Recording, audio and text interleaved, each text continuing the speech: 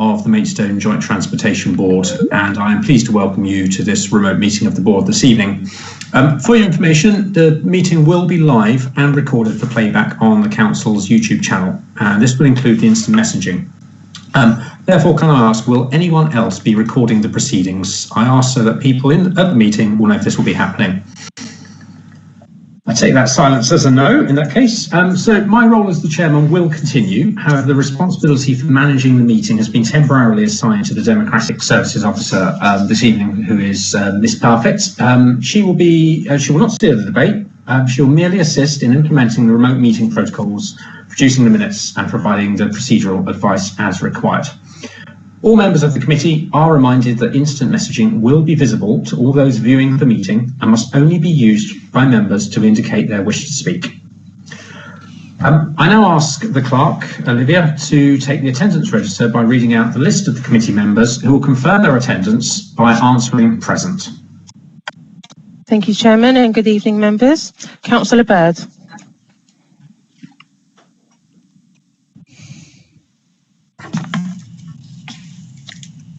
I'll come back. Councillor Brindle has given her apologies, and I should have Councillor Perry present as substitute. Present. Thank you. Councillor Brown?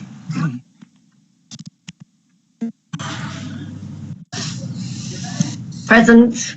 Thank you. Councillor Burton? I'll come back. Councillor Carter? Councillor Chittenden? Present. Councillor Clark? Present. Councillor Cook? Present. Councillor Cooper? Present. Councillor Cox? Present. Councillor Cumming? Present. Councillor Daly? Present. Councillor Hinder? Present. Councillor Hotson? Present. Councillor Kinmont? Present. Thank you.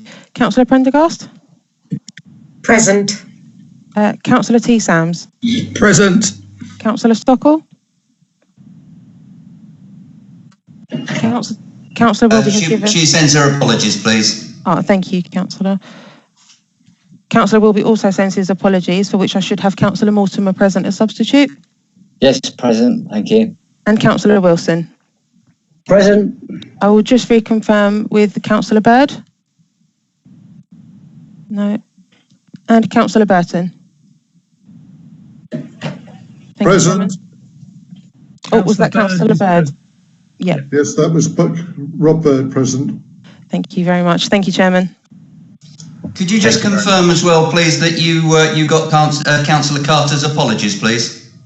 I did not first time, but thank you for reconfirming. I have that noted now. Thank you. Thank you very much, Gary. Thank you very much for that, Olivia. I now ask Olivia to read out the list of officers present and which items they will be presenting. Thank you, Chairman. So currently with us, we have the Interim Local Plan Review Director, Philip Coyne, and the Head of Planning and Development, Rob Jarman, and they are NBC officers. And from KCC, we have the Senior Major Capital Programme Project Manager, Russell Borman, for item 14, Senior Highway Manager, Toby Howe, for item 13, District Manager, Susan Laporte, for item 12. Thank you very much for that, Olivia. And just to confirm, we have received apologies for Councillor Stockel, Councillor Brindle and Councillor Carter. Were there any other apologies received? And Councillor Wilby, Chairman. Oh, sorry, and Councillor Wilby, you said.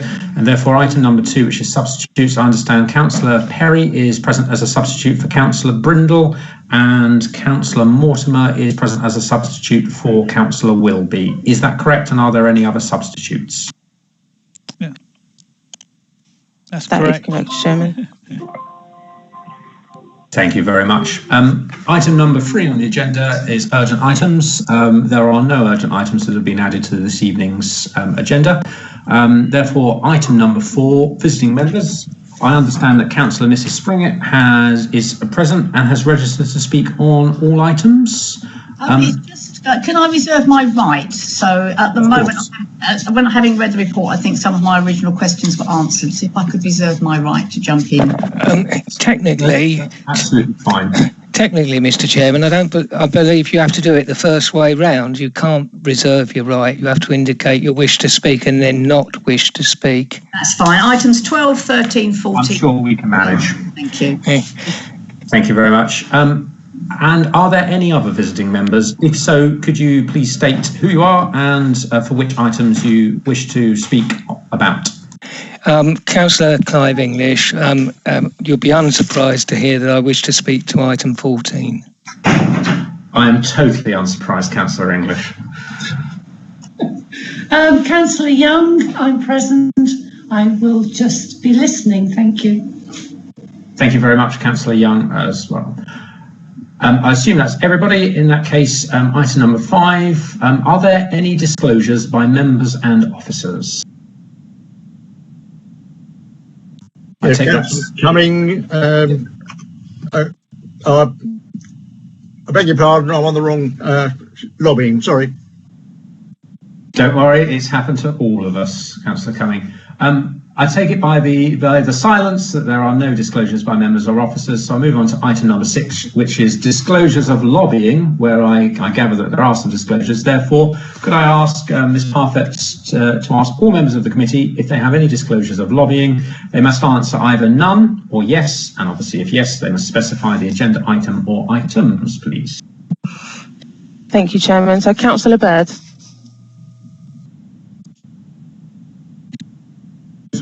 Item 14. Thank you. Councillor Brown? None. Councillor Burton is absent, as is Councillor Carter. Councillor Chittenden? Sorry, Chairman, none. Councillor Clark? None. Councillor Cook? Yes, item 14. Councillor Cooper? None.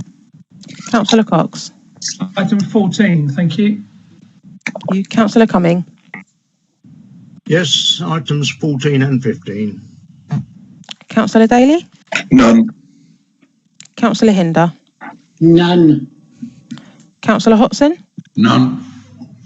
Councillor Kimmins? Item 14 and 15. Thank you. Councillor Mortimer? None. Councillor Prendergast? Yes, item 14. Apologies, I missed Councillor Perry. Items 14 and 15. Thank you. Councillor T. Sams? None. And Councillor Wilson? None. Thank you, Chairman. That concludes the lobbying. Thank you very much. Therefore, I'll move on to item number 7, which is to consider whether any item should be taken in private because of the possible disclosure of exempt information. There are no Part 2 papers this evening, and therefore I intend to take all items in public. Is that agreed? Agreed. Agreed. Agreed.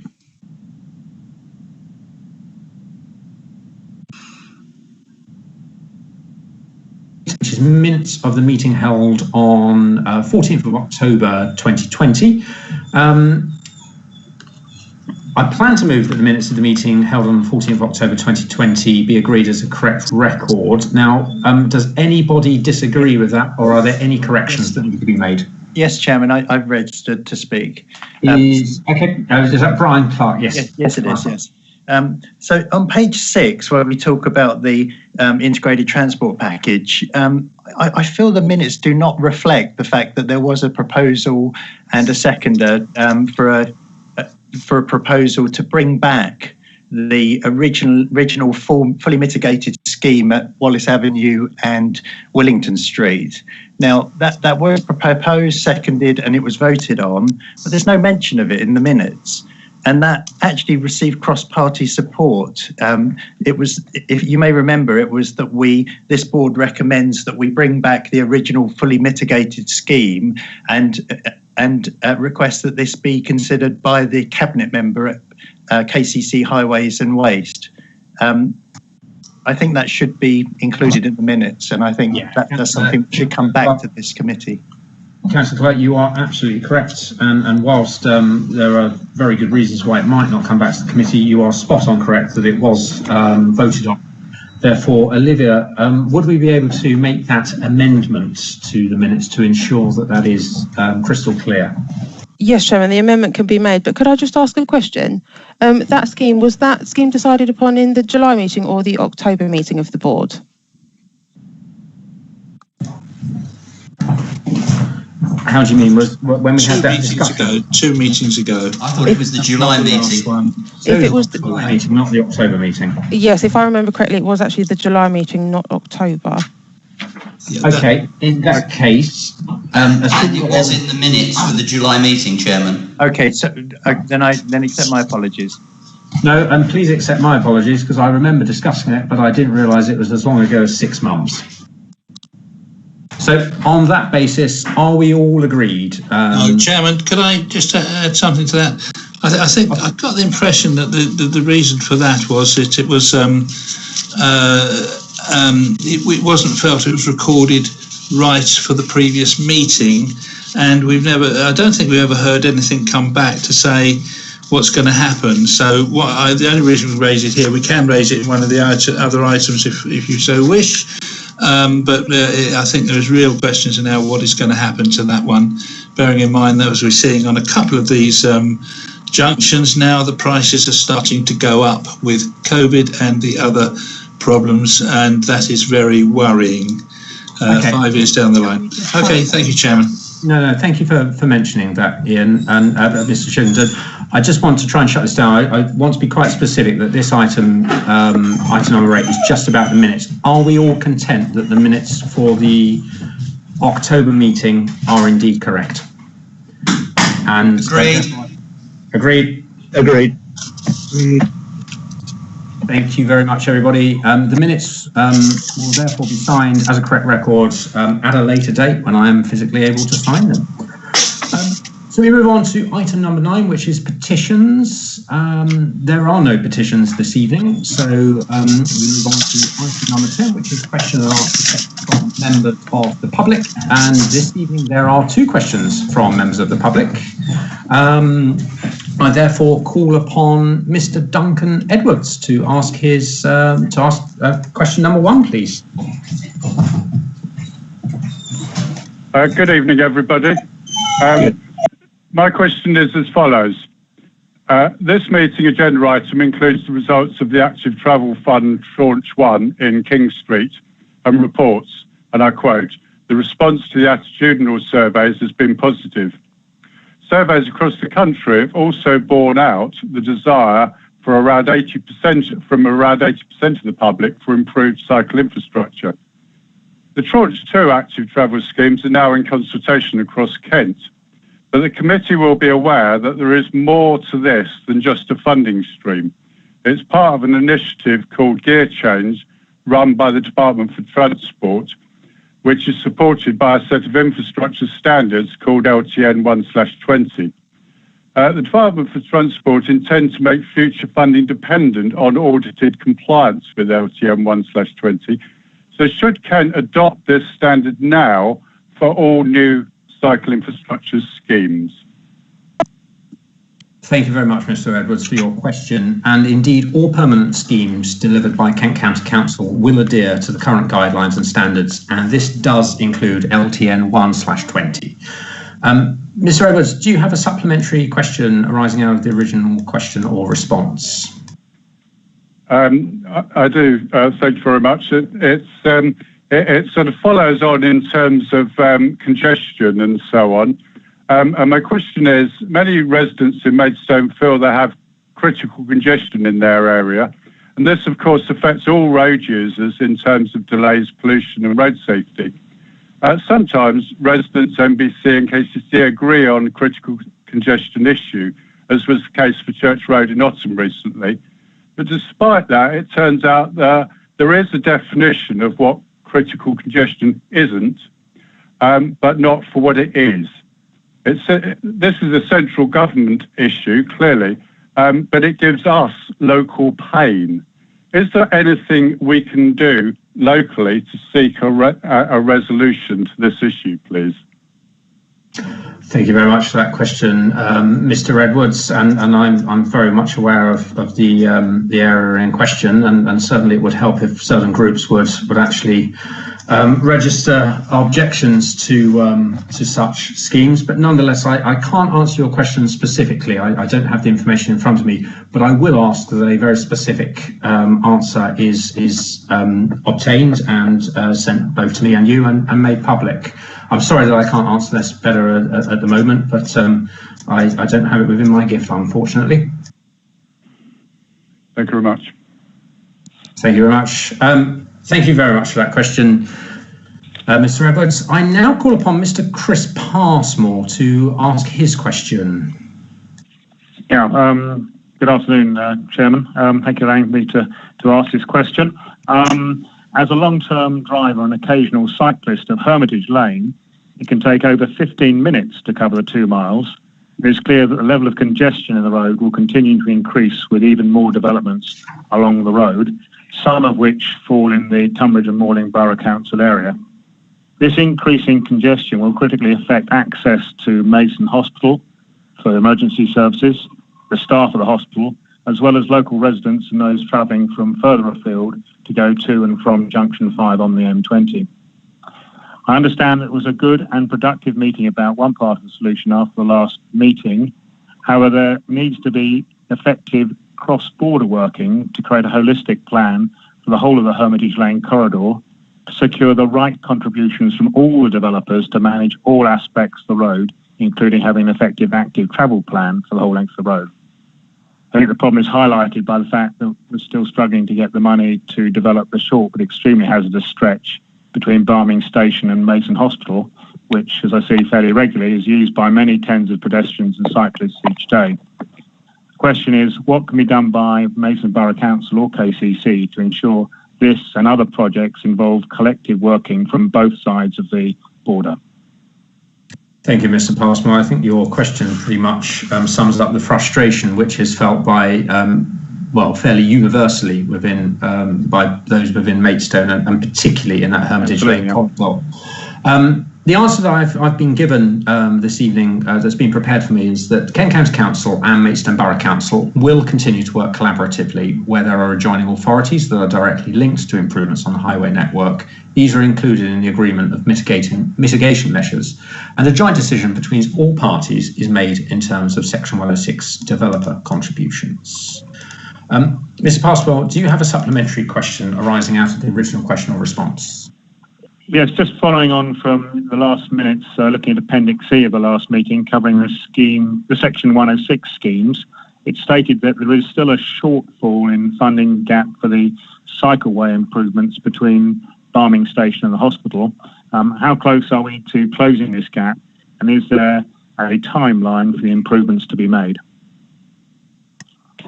Thank you very much, Mr. Passmore. I do actually remember this being discussed. Unfortunately, off the cuff, I don't have an answer to that. I'm not 100% sure whether there is a timeline. I suspect there probably isn't. But I also don't know how close we are.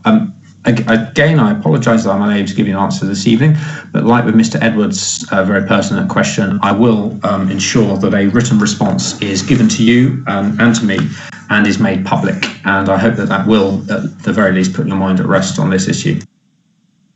Thank you very much. Thank you. Thank you very much. And thank you very much, gentlemen, for your questions. And therefore, this concludes the question and answer session from members of the public.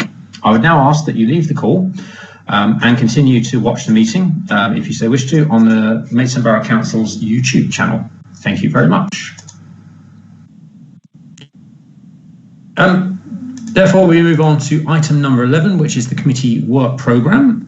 In addition to this, I would like to inform members of the committee that both bus companies New Venture and Arriva have been contacted to request their attendance at the April meeting of this board. Therefore, I move that the work programme be noted.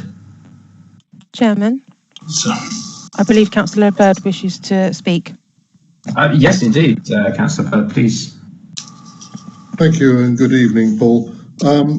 Very briefly, you will be aware that I asked for an update on the Fountain Junction between the road going up to Hermitage Lane and the A26 Tunbridge Road, and I understand the reasons for that not being included in today's agenda, but I am conscious, and I'm sure you are as well, that a lot of residents of West Maidstone and the users of the roads are very anxious to see progress.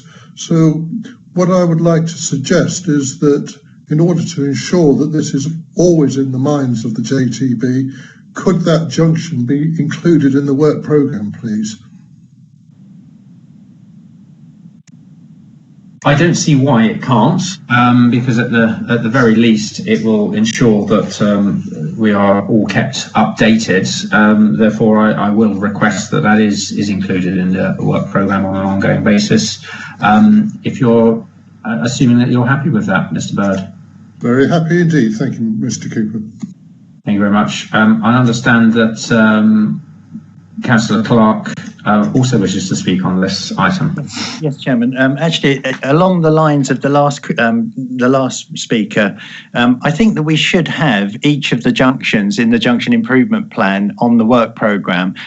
Given that we are the amount of energy and time that's been put into it, and the fact that there was a time when we were facing the funds expiring, and I don't know if that's actually still the case, or whether COVID is actually, we've got reassurance from the LEP that we will get an extension for that. But I think that's each of the junctions should be on there as an individual item, so we can keep track of what's going on with them. And also going back to the point we made earlier about the Wallace Avenue, Willington Street.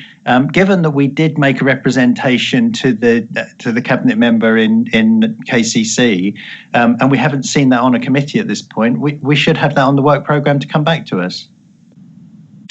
Thank you very much, Mr. Clark. In terms of the junction improvements, most of which fall under the MITP, I see absolutely no reason why we shouldn't have that as an ongoing item. Junction improvements which are coming forwards, which aren't part of the MITP, I also don't have an objection to seeing on the work programme. Nonetheless, with the Willington Street A274 junction, there isn't actually a scheme which has been brought forward. I appreciate that this board has made a representation with regards to that, but until we do have a scheme which we can discuss, I can't see any merits in that going on the work programme, particularly when this very board made a resolution, albeit 2 years ago, to reject the scheme which was on offer. But we subsequently amended our preference for that scheme, and that's the current situation that we face. And obviously we've made representation. Where will we be monitoring that if we don't put it on the work programme? Okay. No, thank you. We haven't amended our suggestion. We have actually requested that something be brought back to the committee. Given that there is no longer a scheme on offer, that can't be done. If that situation changes, quite clearly we will bring that forward. We have brought the representations which were brought to this board to the cabinet member and the relevant people within Highways at Kent County Council. In fairness, Chairman, we made a representation that this board wished to bring back the fully mitigating scheme. So that was our wish that we put forward to the cabinet member. Yes, indeed, that was our wish, but the scheme is no longer a viable scheme because of other events. So I would like to move on from this, if I may. Next, I have Councillor Cox, who has indicated his wish to speak. You certainly do, and I'm afraid you're not going to be happy with me, Councillor Cooper. That's correct, right. I believe I've got two things. One, I'm experiencing technical difficulties. I can't use my mouse or keyboard, so I'm sorry to use a logo but my touch screen is working. So I'm still in the meeting. I might try coming out, but I'd have to come back in again to try and see if to reboot my computer. However, I believe there is an agreement with Kent County Council and Maidstone Borough Council to carry out the MITP, and I understand, although I wasn't on this committee at this point, this board, that exactly what Councillor Clark has just said was agreed. So therefore, I thought it is the job of this board to have asked for the scheme to be brought back and therefore it wasn't on. It hasn't happened yet. So therefore, I need to ask you to put on to the work programme. If you're saying it's not there, we need to investigate what happened between that recommendation being moved, as Councillor Clark has represented, and also where it's disappeared to, because this agreement did not say anything about if it can't happen and it's whatever state, we have to have a mitigation come back, because that is what was asked for with the money that was given. And therefore, I don't think we're out of time with the 106 money or 278 if I haven't got the right representation. But I do think we need to hear exactly where we are with that junction and where that money is, because the residents are expecting mitigation that has come from those developments to be used and to be carried out to allow for those developments to exist, because they do exist, the money's come in, and I believe you have it, as in KCC has that money. So we can't just wipe it off the face of the earth. And as Councillor Clark has pointed out, there is a trail saying that it should be brought back to this board. Thank you. Thank you very much for that. I refer you to the answer that I've just made to Councillor Clark, is that scheme no longer exists. No. You are quite right that there may be other schemes which are viable, which can be looked at, but that scheme was rejected.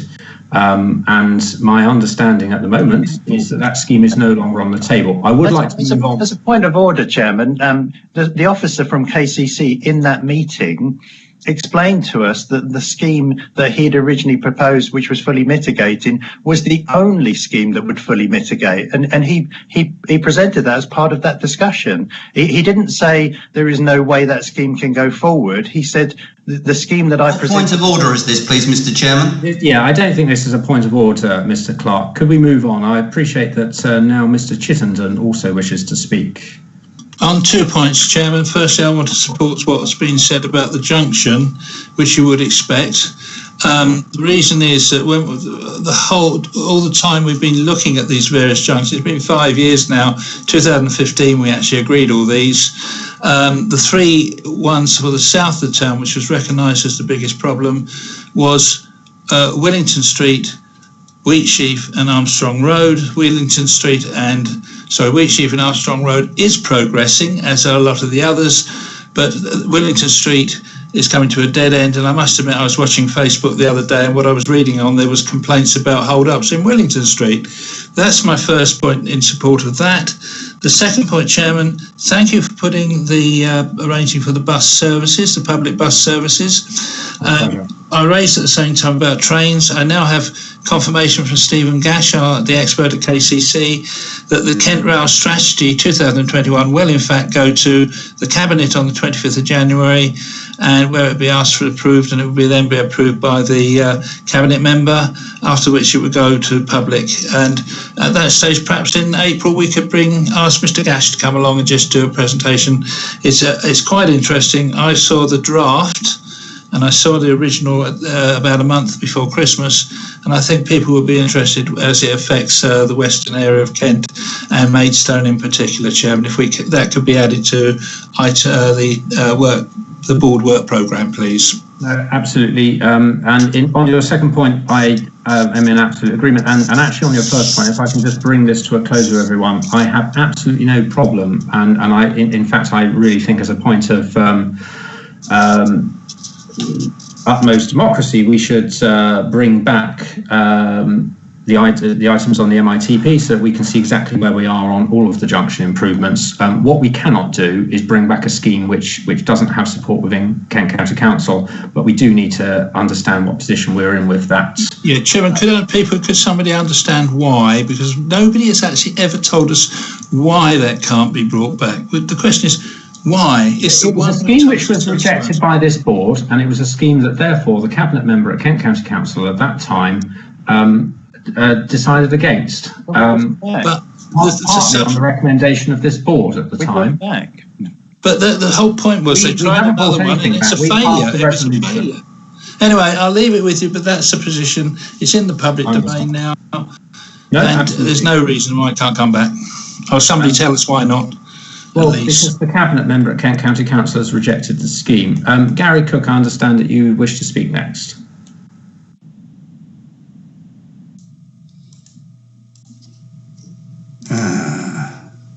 Mr. Cook, do you wish to speak? Yeah, thank you, Chairman. The system takes a long time to recognise that there's somebody, my mouse is working, but my mouse is very slow. I just really wanted to come back on this. I am obviously the local member for this area, and members will recall, I think, the history of it in the sense that it wasn't just discussed at this committee meeting, and Mr. Chitterton would remember this because he's on the committee.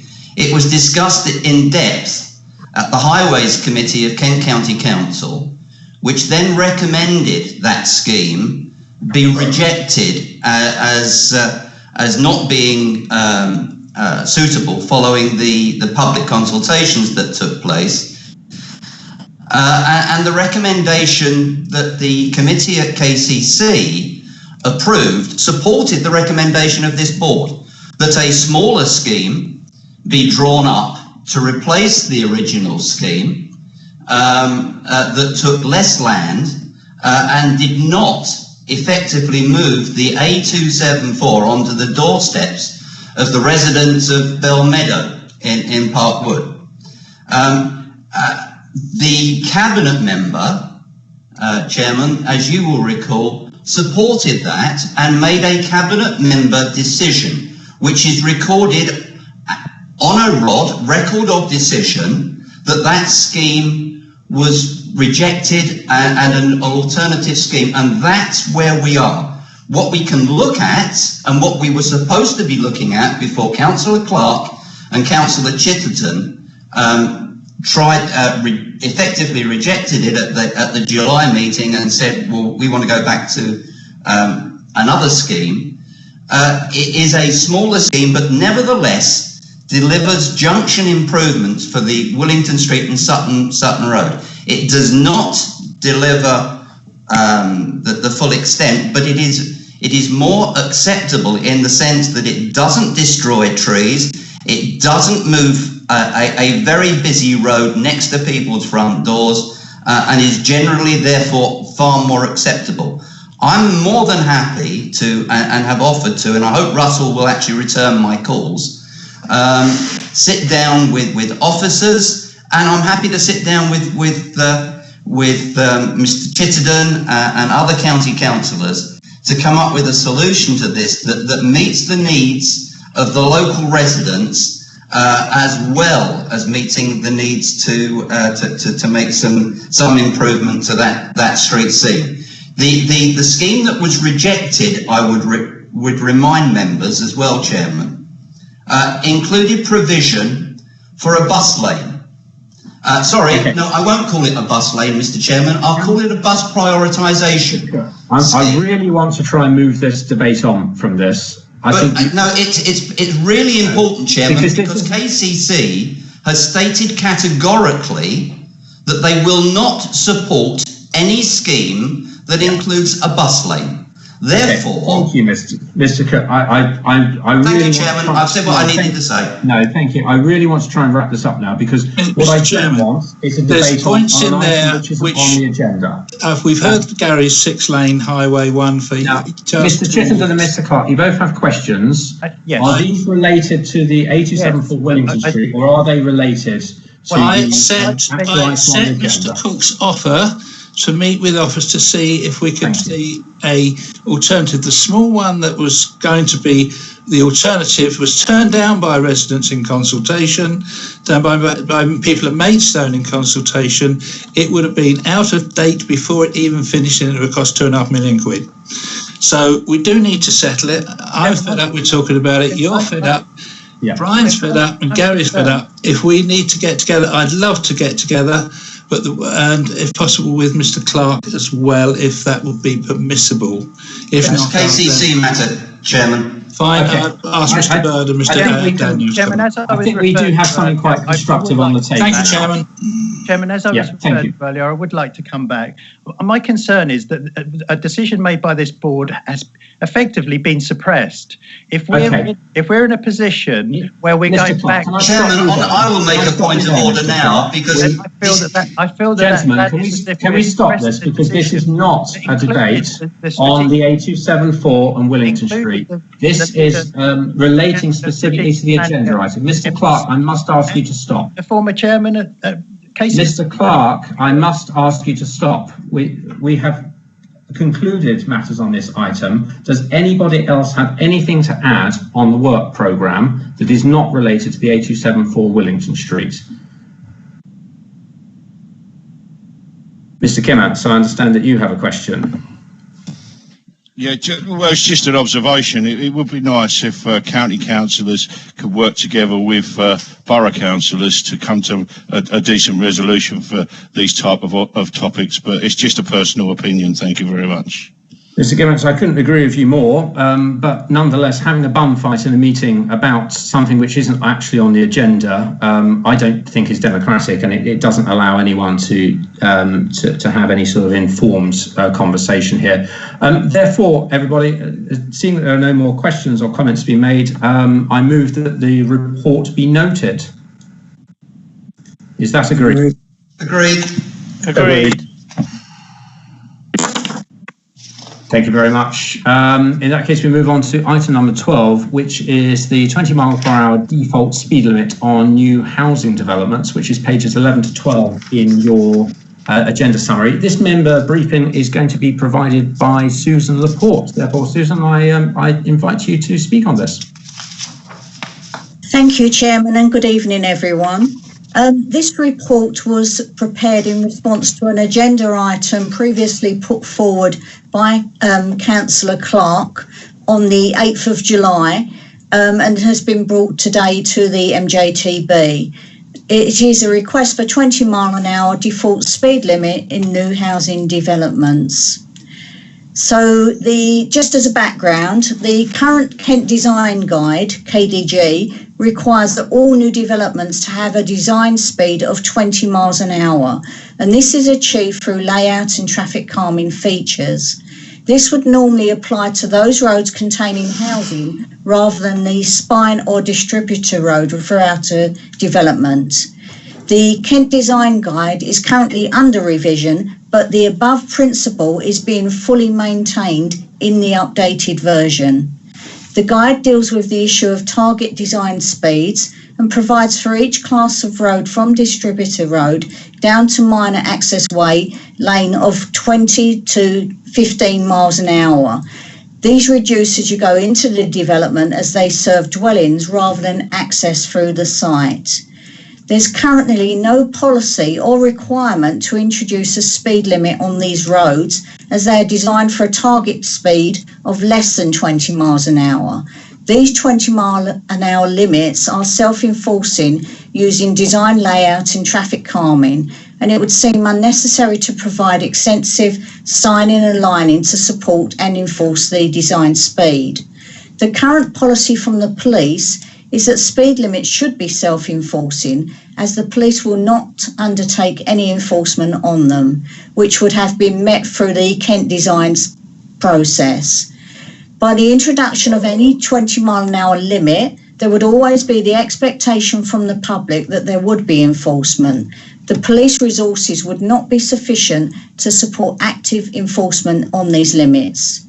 At a time when KCC are looking to minimise the amount of signage in new developments in line with the Kent County Council well-managed highways framework, this would add to the list of statutory inspection items to be covered when we inspect our roads and create an unnecessary burden to the inspections team. The recommendation of officers would be that it is unnecessary to introduce traffic regulation orders to enforce 20 mile an hour speed limits when they are already designed to this speed in the Kent Design Guide. This report is for noting only, please. Are there any questions? Yes. Thank you for that summary, and I do welcome the fact that we have this Kent Design Guide, which essentially, the design of new developments.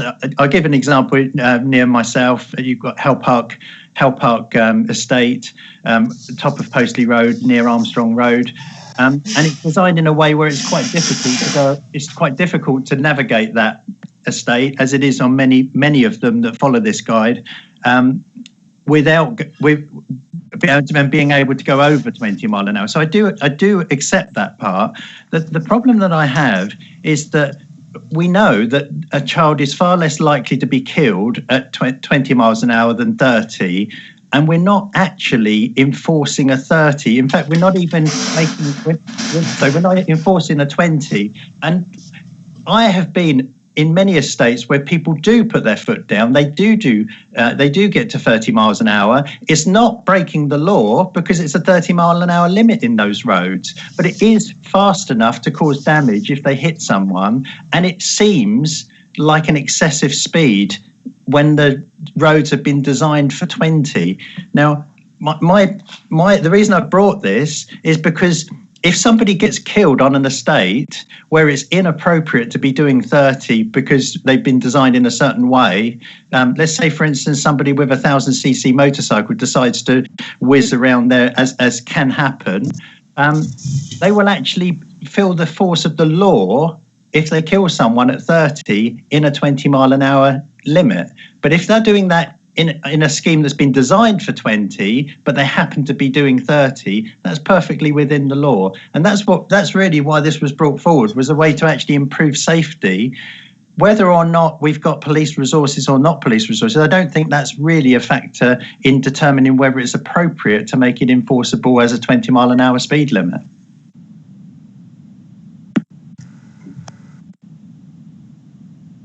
Right, okay, so I'll take your comments back. Sorry, Chairman, were you trying to say something? No, thank you. I just wanted to give my feedback because that's really the reason why I brought it. We know that they are designed for a certain way, but we're trying to stop not the average person that goes through there. I mean, even when we design 20 mile an hour speed limits with KCC, the police will say they will only support it if the layout of the road is sufficient to make the average speed close to 20 in the first place. So it almost seems that these new developments following the Kent Design Guide actually follow the specific guidelines that the police give us for when a 20 mile an hour speed limit is suitable. If the average speed on a road is 30 or 35, the police won't support us because they'll say traffic calming measures will be needed. So on the one sort of aspect of our highways which seems to meet the criteria for the police to enforce a 20, we're not putting it forward as a 20 mile an hour limit. Okay, I'll take your comments back to the team and I'll see if there's a response, and obviously I'll copy you in and the chairman, and any response will be made public as part of that response as well. Oh, that's excellent. Thanks very much. Thank you, Councillor. There are a number of people who wish to speak on this item, but can I give first refusal to the visiting member who formally reserved her right at the beginning of the meeting. Therefore, Councillor Mr. Springett, do you have anything to add on this item first?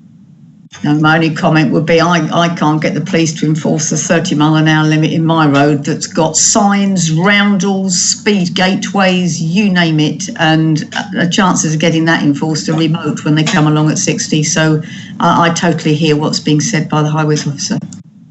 No, thank you, Mr. Springett, for what it's worth. I agree with you, and all the clutter of the street furniture, and still we don't get anything. Next, I have Mr. Burr to speak. Well, thank you, and thank Mrs. Laporte for the report, which 75% of it I thoroughly endorse and welcome. I am going to take the opposite view to Councillor Springett, though.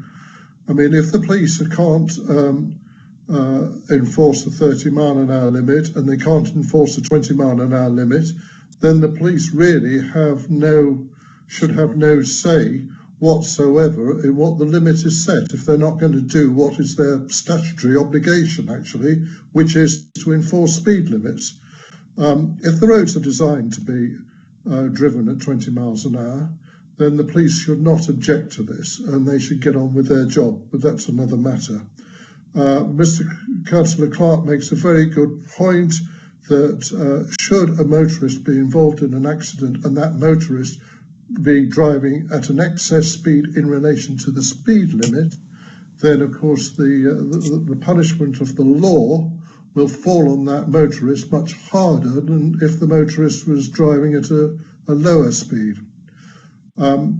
The other thing I think we also ought to look at, sorry, I'm jumping around a bit here, with enforcement, is that I think we have to recognise that the world is moving on, and some of us may like it, some of us may not like it, but by the end of this decade, Big Brother will know what speed we are driving, whether we like it or not. Enforcement will be, it'll be possible to enforce speed limits electronically. We will have tracking devices in all our cars, and anybody speeding excessively will be picked up. And that will happen. You know, it's not my choice, it's just the way of the world, and it's the way we're going. So I'm very pleased that Mrs. Laporte has offered to take this back.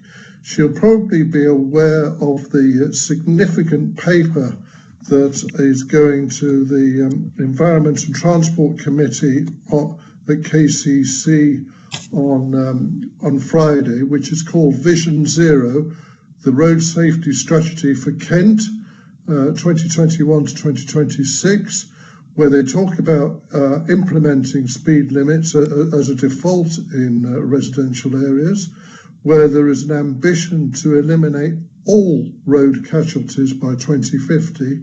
And I actually feel that Kent Highways could go a bit further on this. It is not a cost to the County Council or the Borough Council, because the developer would bear the costs for any signage, which would actually be minimal. You would nearly need a 20-mile-an-hour roundel at the start where the estate roads meet any main road. So the additional street clutter is minimal. Thank you, Chairman. Thank you very much. Mr. Laporte, do you have anything to come back to on that point? No, only that I will take away Councillor Clark's comments and come back to you. Thank you. Councillor Birds. Next, I have Mr. Cook to speak. Thank you, Chairman. I'm not going to speak very much because I think Councillor Springett's comments summed it up rather well. I think the problem that we have here is twofold. There is the issue clearly of enforcement and police resources, and as local members, we all have the opportunity to talk to the Police and Crime Commissioner about prioritisation, and in terms of what resources that Kent Police have, what they would want to see sacrificed to increase the priority on basically what is more often than not stupidity, because where you get speeding around some of the estates, which I find amazing, because frankly with the car parking that's on most of the local estates in my division, I think people would struggle to get much above 10 miles an hour, let alone 20. But you will always have stupidity, and as far as the future that Rob Bird was, I think the ambition of Kent Highways is laudable, but will prove to be completely undeliverable. Thank you, Chairman. Thank you very much, Mr. Cook. Do you have anything to add to that, Susan? No, I've got nothing further to add other than I note the comments. Thank you. No, thank you very much. And next I've got Mr. Chittenden to speak. Thank you, Chairman. Thank you very much. I was very pleased when Mr. Clark raised this at the last meeting or the meeting before, I cannot remember. I think it's a really good subject because we're all suffering the same way.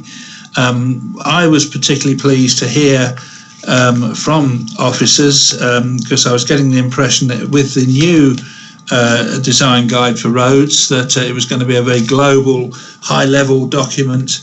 But I am pleased that the current requirements, which were set out in 2006, are going to be transferred, which do vary on estates. I have to say it's not just 15 to 20, but on the sort of major area type roads it's 30, and then it comes down to sort of 20 down to the minor roads. I think we all suffer from lack of enforcement, and I think interesting what Mr. Bird said, because we've heard insurance companies that are willing to lower prices for younger people who are willing to have meters, or sorry, what are they called, black box type things put in their car. I think it will become standard, because I think it's most important, because there's no question that deaths and injuries on our roads are caused, one of the major causes is high speeds. And the lower we can get it, the better. And on estates, it is dangerous. So I welcome what our highways will be continuing to do, but I think we must not forget that somewhere along the line, we've got to get, when this current tragic problem is over that we're all working through, we've got to get our police supporting these lower speeds. And one last comment, I must say, on the new estates I've seen, they've all been 30 mile an hour. I've not seen, except where we've got them put down later on old estates, I've not seen 20 miles an hour anywhere. And I might be wrong. Maybe I'm looking on the wrong estates, but I don't think that if they're not up there, I don't see how the police can enforce them, which is where I agree with Mr. Clark. But thanks to everything everybody said. Thank you. Thank you very much, Mr. Chittenden. Susan, do you have anything to add to that? Or no, nothing further other than noting. Thank you, Chairman. No. Fabulous. And next I have Mrs. Prendergast. Thank you, Chairman. I'm in danger of repeating what others have said already, but I'm going to carry on regardless. Yes, I absolutely understand what Councillor Clark is saying in terms of highway safety, but as Councillor Springett and others have pointed out, this is not just restricted to new developments. We see it on 30-mile-an-hour roads, and you should see some of our rural lanes within my division at the moment, especially during lockdown. It's a free-for-all. I'm just really pleased that, Susan has said that we're already building 20-mile-an-hour into new schemes through the design, and Rob Bird has mentioned Vision Zero, which is coming to Cabinet Committee at the end of this week. So these are all positive steps forward as far as I'm concerned.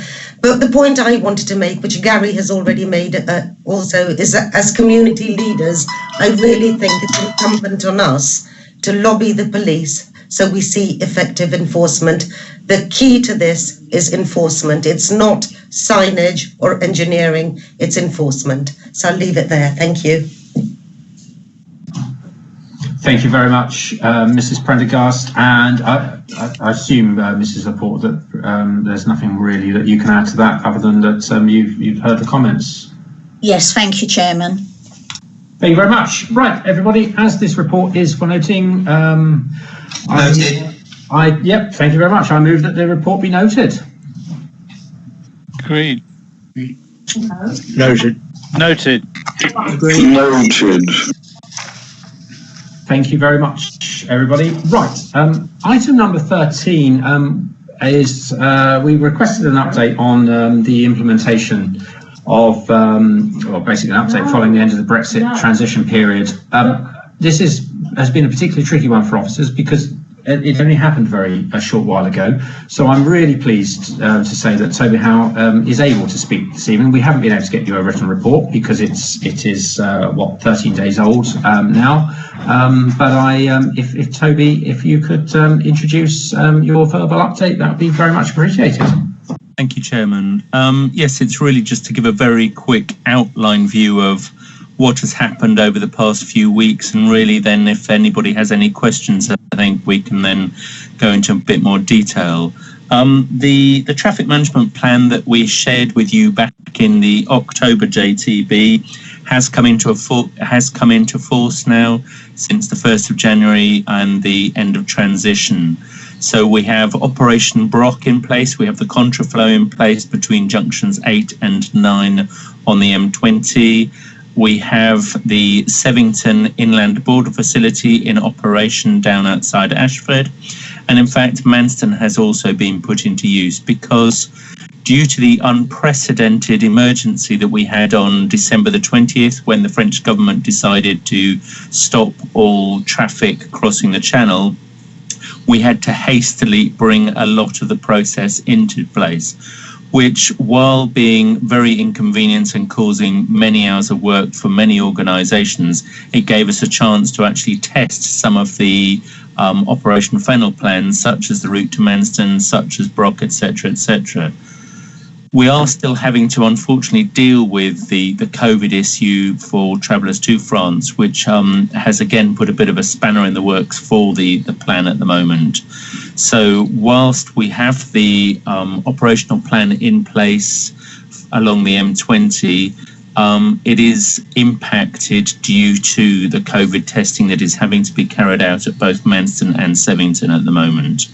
And in fact, further powers are possibly coming in to reinforce that, because at the moment it is unknown really how long we are going to be having to carry out COVID testing on drivers that have got to cross the Channel. But overall, from the traffic management plan, as I say, that we demonstrated in the presentation back in October, the route for the Port of Dover is up Detling Hill and across to Maidstone and down to the port. And the route for Eurotunnel is via Brock and down the M20 to Eurotunnel. There hasn't been as much traffic as anticipated. We did expect it to be a slow start, but it's actually been slower than was anticipated, and there's been very few vehicles actually within Brock. But the processes have been in place. So as I say, it's a very rapid overview of those plans, and really more to open the floor to any specific questions, which I'm sure I could probably name those members that will be giving me certain questions to do with the Maidstone area. So happy to take questions, Mr. Chairman. Well, thank you very much, Toby. And may I just place it on the record before I open this up to other members? I am not someone who regularly publicly thanks officers or council departments. But in this scenario, we were facing a pretty dire situation potentially. And I really would like to place on record the hard work that members of your department have done, amongst others, to ensure that we have a workable situation. And now that actually the situation is much worse than we imagined because of COVID, not because of Brexit, we have been able to cope and keep the council moving in a very good way. So I place my own personal thanks, given that I live between junction 7 and 8 and I'm still able to get out of my car. I think that's quite a testament. No, thank you very much. And if I can just give Councillor Mrs. Springett the opportunity to speak first, as Mrs. Springett is a visiting member. If you have anything to say. Thank you. Well, my name is quite well known, I think, to Mr. Howe and many people in the Highways Department, as I also live between junctions. Everyone, Mrs. Springett. 7 and 8. Operation Stack is a nightmare for us. Operation Brock seems to be working really well. We haven't had any disruption through the village of Bearsted. I'd like to pass on by you my thanks to Nikki Potts of Highways England, who has been fantastic in listening to my grumbles and getting good signage out. So Operation Brock does seem to work for us so far. I just have one question. I know there's new legislation in force now that lorries should follow official diversions, and they're breaking the law if they don't. Should we experience HGVs through the village of Bearsted again in the future, is it the police I report that to, or do I go through the Highways England? I'm presuming it's the police, but perhaps you could advise me. Thank you. Yes, it will be the police because it's a legal issue, it's enforcement. Excellent. So it's on Kent Road, so Highways England would have no enforcement powers on that. So if you report that to the police, Lovely. They are able to then deal with. Yeah, I mean, obviously when you had to bring in Stack at short notice because of the French border rules, it was a bit chaotic and we did suffer a bit. But since Brock has been in place, it's been much, much better. So thank you very much. Thank you, and I'll pass on your comments to Nikki Potts. Yeah, she's been wonderful. Thank you. Thank you very much, Mr. Spring. And I know you've emailed me about a few matters, and I'm absolutely delighted to hear that you have had a good response from Highways England. Apologies for the noise in the background. There's a very naughty dog running around. The joys of working from home. I'm really sorry. I can't remember if the other visiting member, Councillor Perry, wanted to speak on this item. John, did you want to speak on this item, or was it the next item on the agenda? I'm not a visiting member, Paul. I'm so sorry. I didn't make a. No, it's okay. It's okay. Somebody did. One of the visiting members did mention their wish to speak. I apologise. Does anyone who's visiting want to speak on this matter? No, I was on the next one. Right. Sorry. I do apologise, Councillor English. I was going to say it's been a long meeting, but it's only 6 o'clock. Okay, in that case, my understanding, I'm trying to decide from the, I believe Mrs. Prendergast's comment was from the last item, so I believe that Mr. Bird is the next to speak. Thank you, Mr. Cooper, and I would like to echo and thoroughly endorse your comments in relation to the work of the Kent Highways and their partners in recent weeks. And I'm very pleased for Mr. Howe that we've had a quiet start to the new year, and maybe he's been able to catch up with a little bit more downtime than he had anticipated after a pretty high pressure and full-on Christmas. Couple of quick questions for Mr. Howe. Firstly, I know that we have been imposing a few fines on hauliers. Are we able to collect those monies from the hauliers efficiently? I mean, do they carry credit cards or something with them so that they can pay those fines, or do we end up running up bad debts? Secondly, in the pre-Christmas period, there was something like, I believe, 10,000 light commercial vehicles or tourist vehicles in the Dover Folkestone area, and actually they were causing probably as many problems as the HGVs, insofar as they were parking up on streets in Dover and elsewhere, causing quite a lot of congestion. How are we getting on with clearly the tourist traffic has ground to a halt because of COVID, but there's still some light commercial traffic. How is that light commercial traffic being managed with the COVID situation at the moment, please?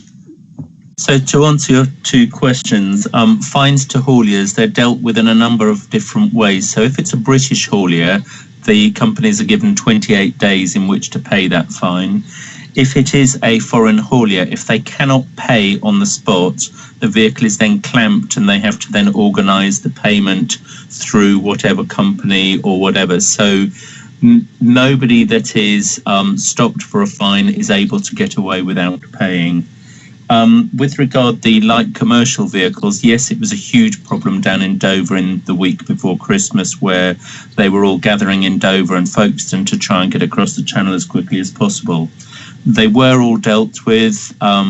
We were able to find a specific location that could then deal with them away from Dover itself, and they were then tested and able to cross the channel.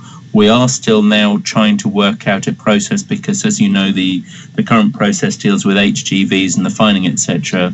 But we are looking at now ways of how to manage the light commercial vehicles and how they can be tested. But at the moment, it isn't causing too much of a problem, fortunately. Thank you. Thank you very much for that, Mr. Bird and Toby. Next to speak, I have Councillor Kimmats. Thank you, Mr. Chairman. It was just something that I picked up on. Obviously, I do a lot of driving, and part of my driving takes me to Junction 8 on the M20, and the lorries are signposted to turn off there unless they're local lorries that are doing UK deliveries. And there's, to get back onto the M20, there's a roadblock, and it's manned by 2 police officers. Now, not all the time. Sometimes it's manned by the highways officers. Now, if they're using police officers to man this, now surely they could be out enforcing the law rather than stopping the lorries there. I'm just confused why sometimes there's police officers there and sometimes there's highways officers there. That's a simple one to answer, thank you. Yes, the process is that they are what we call CSAS, which is accredited officers that are able to carry out certain police powers, such as directing traffic. They use, for example, on the 249 when it's the Kent Show, and various other events such as that. So we have a company in place to replace police officers at this point. Over the past few days, we had a few issues with COVID, etc., and the resource was reduced, so the police had to then take over during that time. But the non-police officers will be back there shortly to take over that, to allow the police officers to carry on their day job. Thank you very much for that, Mr. Howe. Next to speak, I have Mr. Chittenden.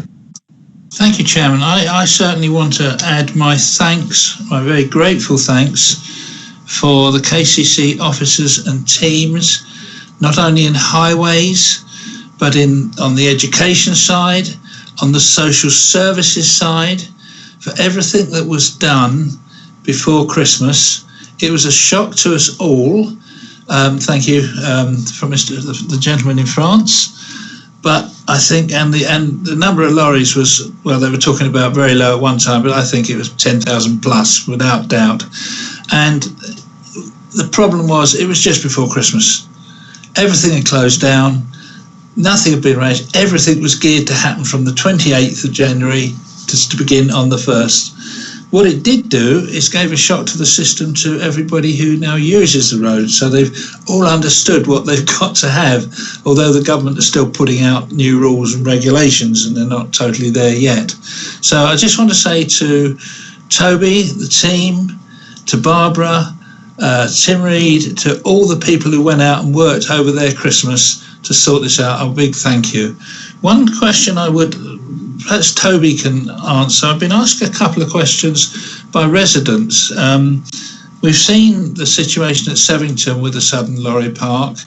We've heard the one now at Whitecliffs with the lorry park.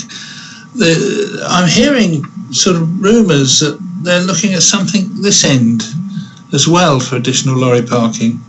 I wonder if there's any news on that. I don't have the information, but perhaps I wonder if Toby's heard anything or knows anything of it, because that would be quite a worry. We've seen the orders placed by government, basically build it, we'll get the consultation done afterwards. I'd hate to see that in and around Maidstone, to put it bluntly. Toby, do you know anything of this?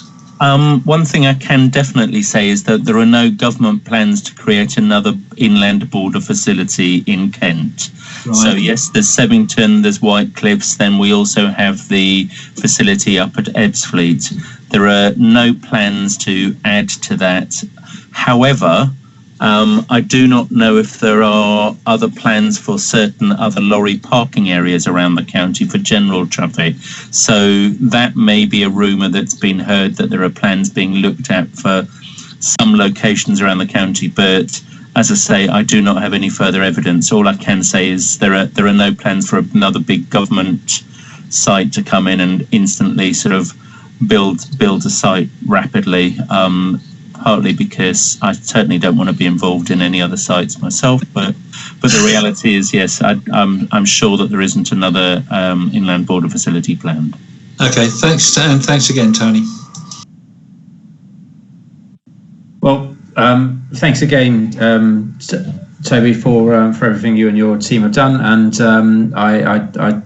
it seems that there is universal commendation from members of this committee. But this report is for noting, therefore I move that this report be noted.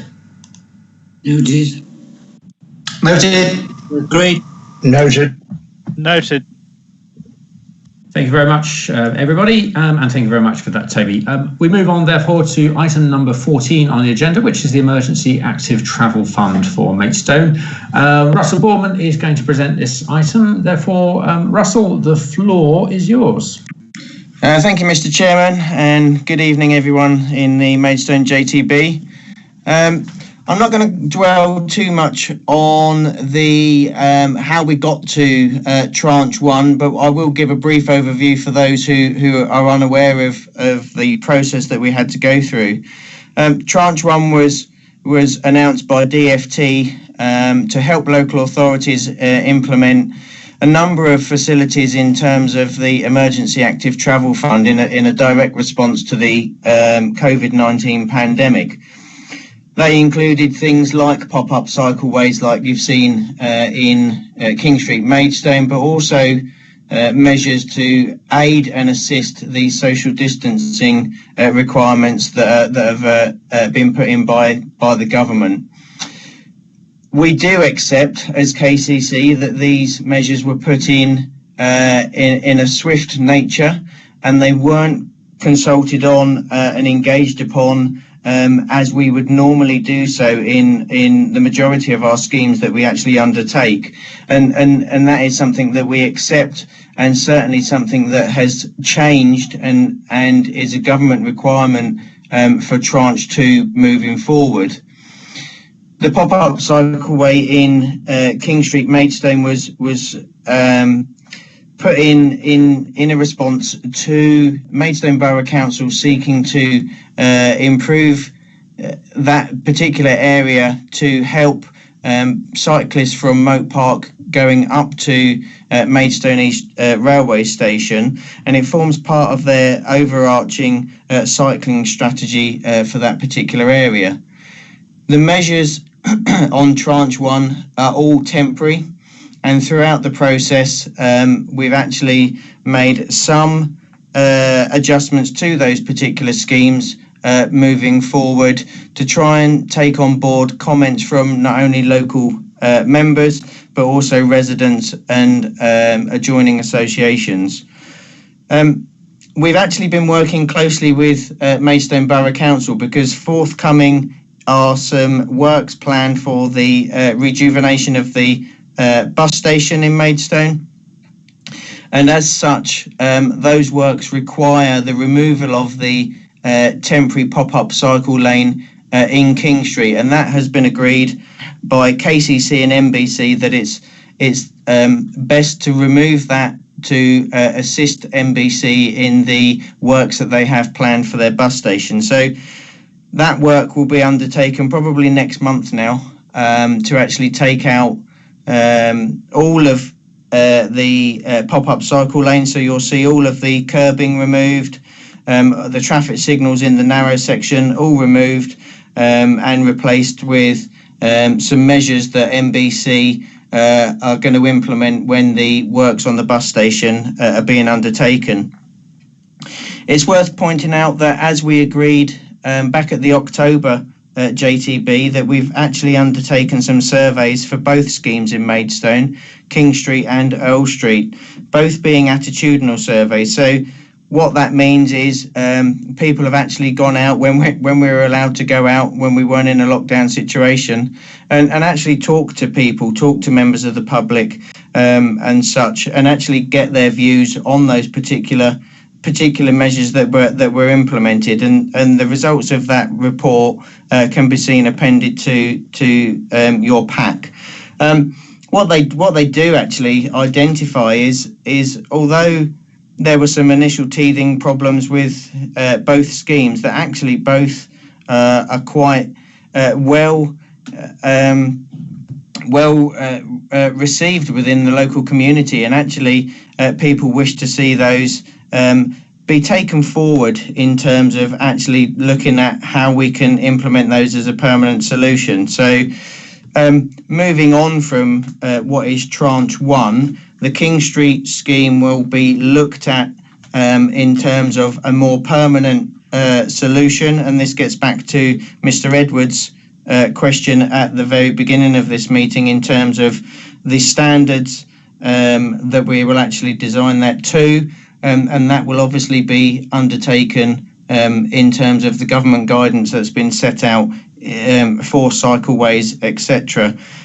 It does mean, however, we can then do a proper consultation, and I'm sure that will please everyone in the meeting today, that actually we will undertake a much more rigorous consultation in terms of the design, people's feelings, how they want to see this developed now and obviously moving forward into the future. So it's not myself that will be doing that. It will be someone else within Kent County Council, but you will see that moving forward, hopefully in the near future. Members within the local area will be engaged and consulted on accordingly. In terms of Earl Street, at the moment we are planning to leave Earl Street in situ, and that's got two reasons really. One, we find ourselves again in another lockdown situation, so clearly the amount of footfall in that area will be a lot lower than expected.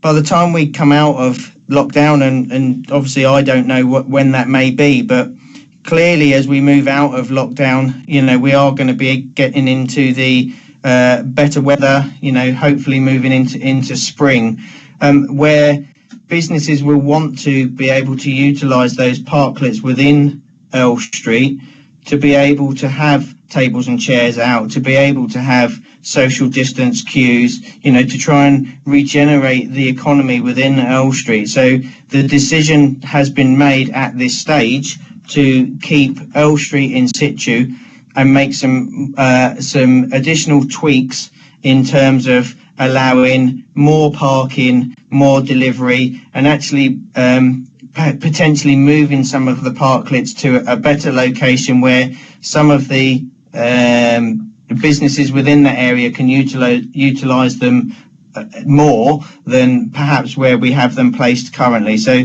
that's something that we will be looking at in the very near future to try and improve that scheme. But as I say, that will remain in situ until such times that we feel it's right to remove it and put it back to how it was. In terms of tranche 2, again, within your report and pack, there's actually a link to the tranche 2 consultation. Now that consultation is on the concept of the tranche 2 schemes, not the detail. And what we're looking to do is actually gain some feedback from the communities where those schemes are being promoted, and then make a decision on what schemes we're going to take forward. And then there will be further consultation based on the actual scheme design moving forward. But as I say, if members want to comment on that consultation or want to look at where those proposals are being presented, then please go onto the website, have a look at the consultation. That finishes next Tuesday, and we've already had a real good response to it from the 5 key areas that we're looking to target. So I know there's a number of people that have requested to speak on this. So, Mr. Chairman, I'm happy to take questions now. Thank you very much, Russell, for that. So first I will invite the visiting members to speak. So I know that Councillor English has requested to speak on this, and he has very politely reminded me. So Councillor English, the floor is yours. Thank you very much. May I first of all say that Russell has been quite flexible and helpful in dealing with what was quite an awkward situation. So I won't go back over ancient history except to say it could have been a lot worse if KCC officers hadn't been reasonably flexible in the end. But I don't want us to repeat mistakes. If we are going to have a programme of consultation going forward, it has to be on the Keene Street scheme, which I generally think there is something we can do with Keene Street. Then it has to be managed. Ward members and county members need to know what is planned, when it's planned, and as far as you can with this COVID situation. Otherwise, the public will see a scheme being taken out at some point, then a consultation, and then maybe something being put back in. So we, ward members and divisional members, need to be able to engage and communicate what is going on and what the process is, because it very nearly got very out of hand with the social media frenzy around the Keene Street proposal.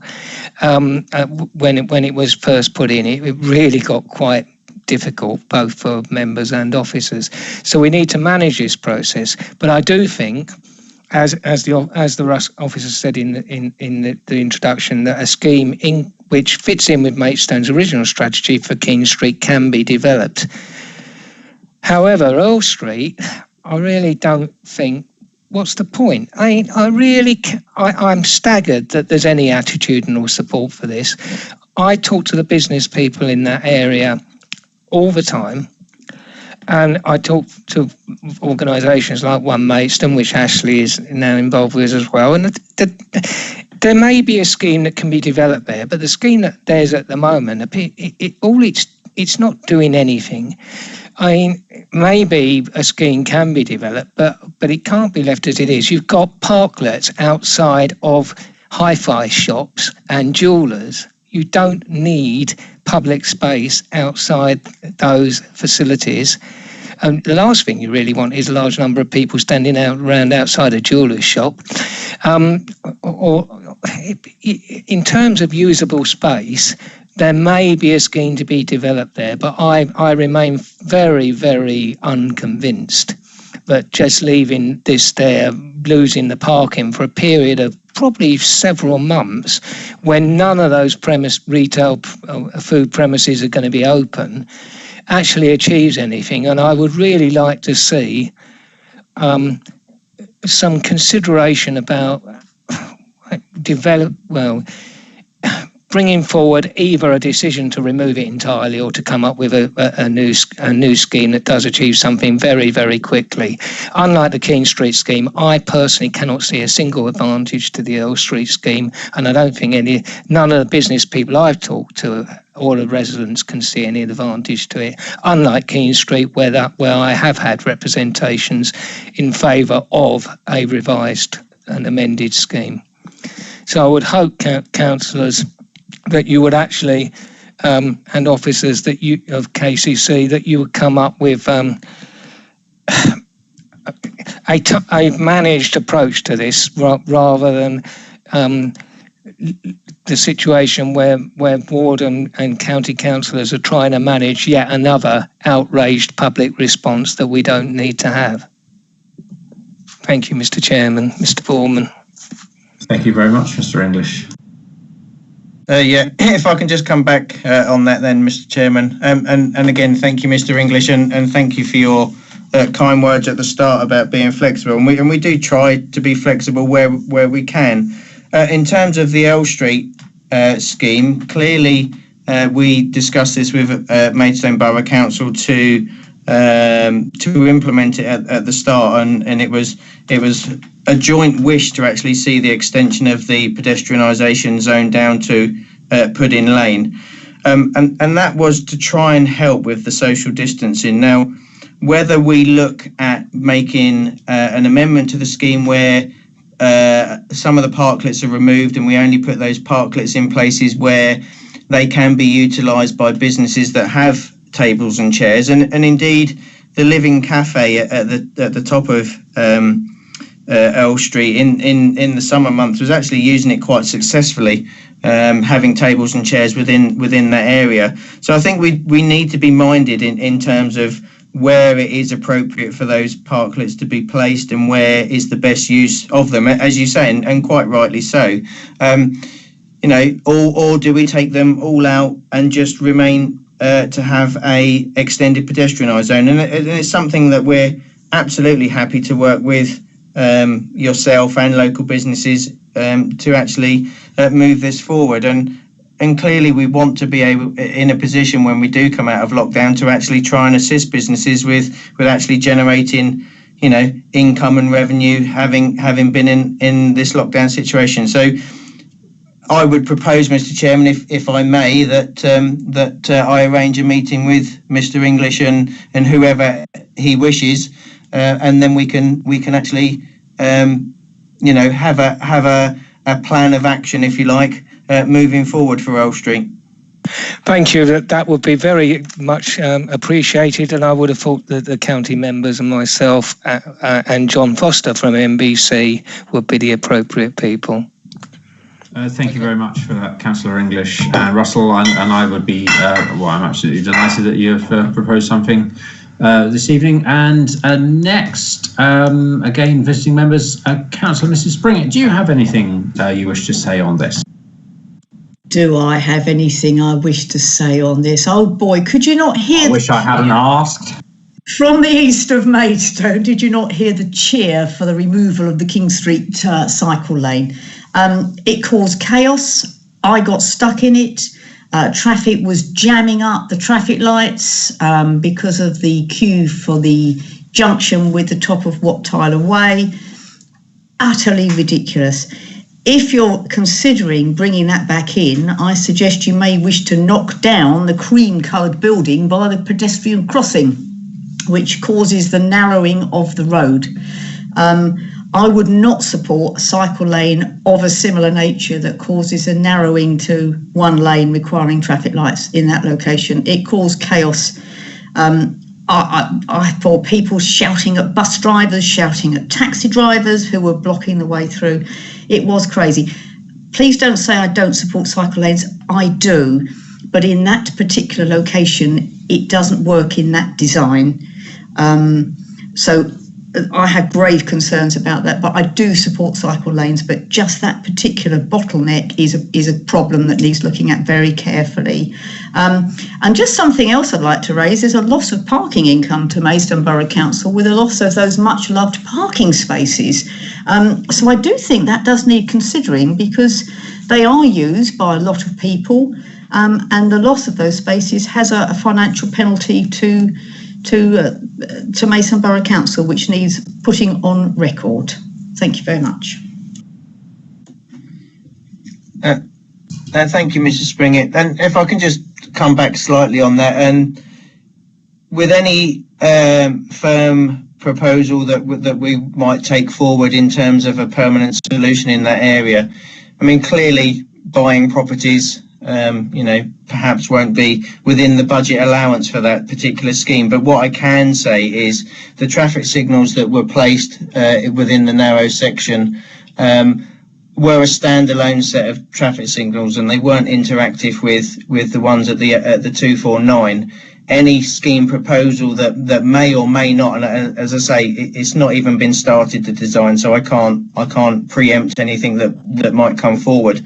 But if there were to be traffic signals proposed at that location, would be routed such that they would actually be intuitive with the A249 traffic signals. So that might mitigate some of the concerns that yourself and your constituents have had with those traffic signals in that position. But as I say, there's certainly no firm proposals, and any design coming forward will be consulted on, and all the local members will be engaged accordingly.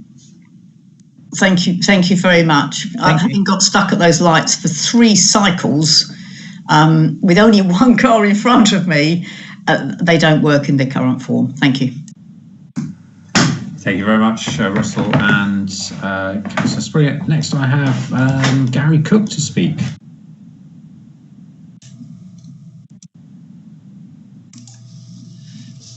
Thank you, Chairman. Just a couple of things to add, and I'll try not to regurgitate the things that have already been mentioned. Like Val, I do support the active travel proposals. I think that anything that we can do to mitigate some of the congestion in terms of elements of modal shift is going to be is a good thing. Clearly, it's not going to do that much, but what we can do, we should do.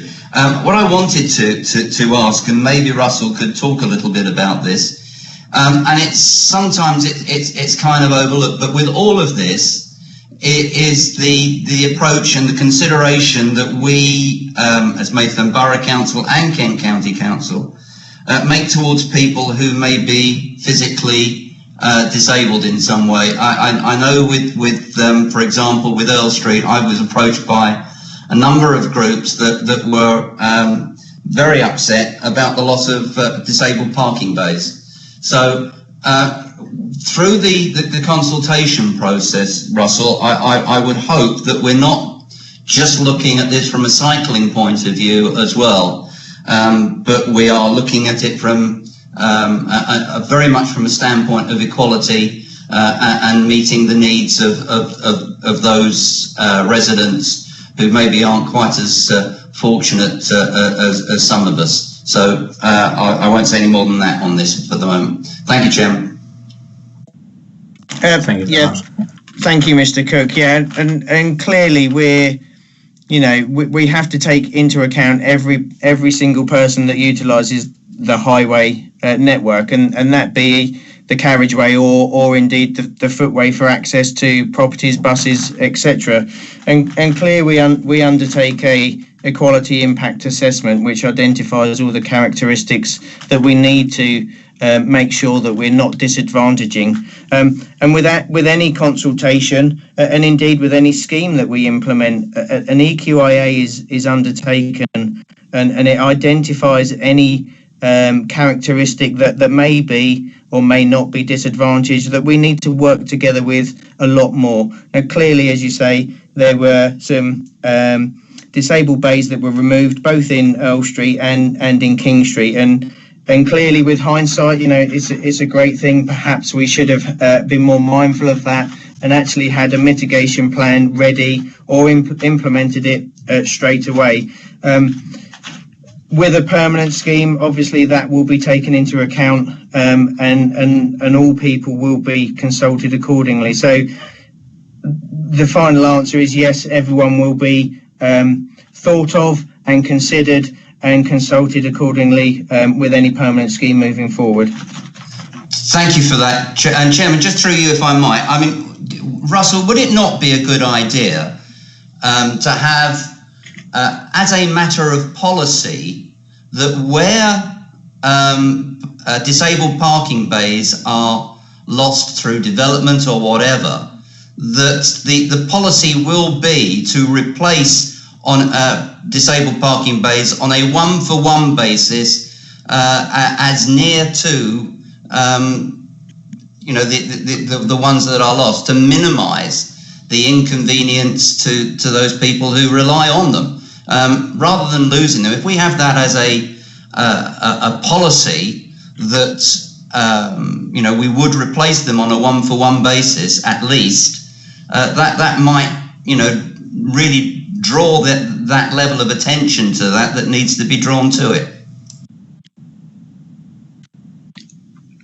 Just picking up on that, Mr. Chairman. I mean, I wouldn't suggest that it needs a policy as such. Having said that, if Mr. Cook wants to obviously promote that as a motion, then obviously please feel free to do so.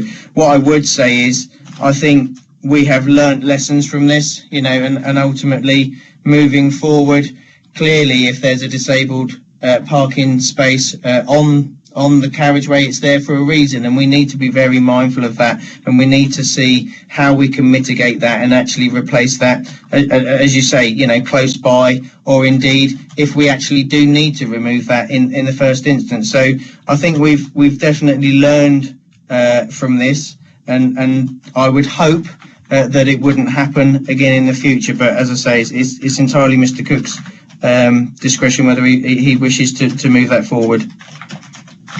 Well, we're not a decision-making body, Chairman, so I won't move it from that point of view. I do think that that officers should take account of that in a proactive way, and ensure that wherever possible, disabled bays are replaced on a one-for-one basis. Thank you very much for that, Mr. Cook. And I have to say, I personally, if I may indulge myself from the chair, I quite agree. Where there are disabled bays, and particularly where disabled bays are being used, they are there for a reason. And perhaps sometimes we should use this as an opportunity not only to replace like for like, but to see areas where there might be improvement. But if next to speak, I'm sorry to everyone's waiting very patiently. I've got Mr. Bird, then I've got Councillor Mortimer, then Councillor Cumming, then Mrs. Prendergast, then Mr. Chittenden, and that's it. So first, if I could invite Mr. Bird to speak. Thank you, Chairman.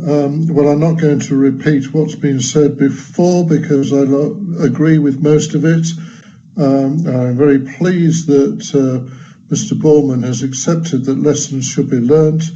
And let's start with consulting with councillors, business owners and residents before any, and road users, before any new scheme is brought into place. I'm going to slightly modify Mr. Cook's request about disabled drivers. They are incredibly important, and I certainly had more complaints in my inbox about disabled users and the loss of disabled parking than others. But I think we should go further and actually do any scheme of this nature should have a proper equalities impact assessment, because we're not just talking about disabled persons.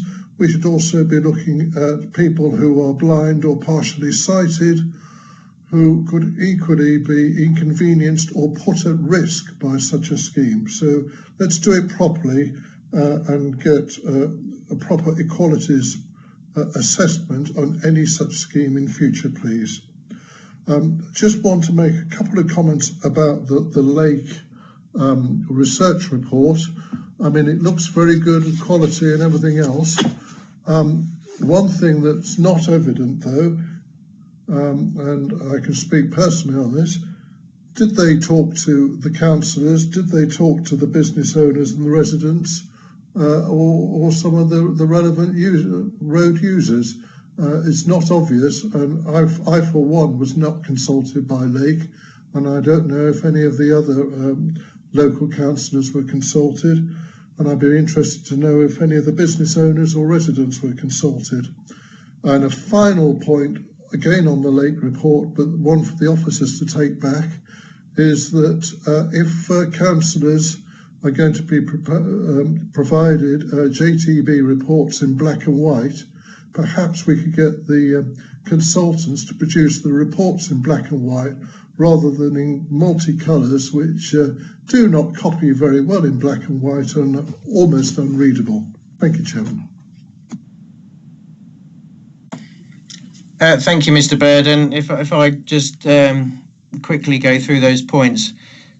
Absolutely, I completely agree, and you're right. An equality impact assessment, as I was just outlining to Mr. Cook, will be carried out, and it will identify any of the characteristics that are picked up within that EQIA, and all schemes have an EQIA carried out on them, and this will be no exception.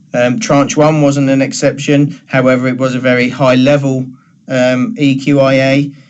Not that said, Tranche 2 or even indeed any permanent scheme for King Street, a full EQIA will be carried out. I can't remember your other questions now, Mr. Bird. The other thing was Lake. Oh, that's right. Did they talk to all councillors, residents, business owners? Okay, yeah, thank you. And thank you for that. Can you get them to produce their reports in black and white so we can all read them when they're reproduced in black and white? Yeah, sorry, Mr. Bird. Thank you ever so much. So Lake carried out attitudinal surveys as is described within the report.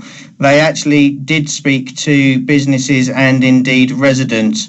The only people that they weren't speaking to because of the timescales that we had to actually get that survey carried out, were the members.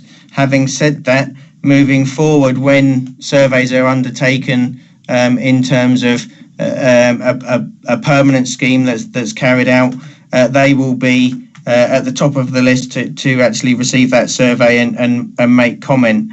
And it's a bit odd actually, because the lake report is in colour, and it's in colour on my screen, so I don't know whether it's just where it's come over into the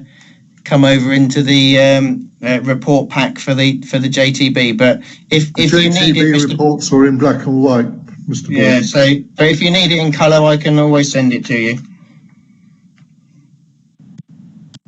Thank you very much, Mr. Borman.